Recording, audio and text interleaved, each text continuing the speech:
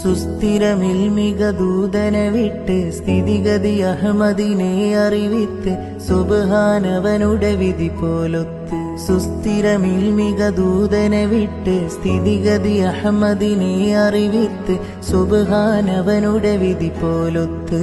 മുല്ലപ്പൂ ബശാങ്കത്താൽ തോഴിയാൾ പറയുന്നു, മെല്ലെ മുഹമ്മദും ശ്രദ്ധിച്ചു കേൾക്കുന്നു.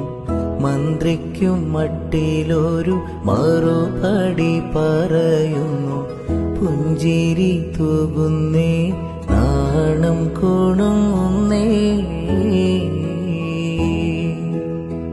മക്കത്തെ രാജാത്തിയായി വാണിടും ഖദീജാബി മുന്തി മുഹമ്മദിനെ വേൾക്കാനെന്താ ജബല്ല.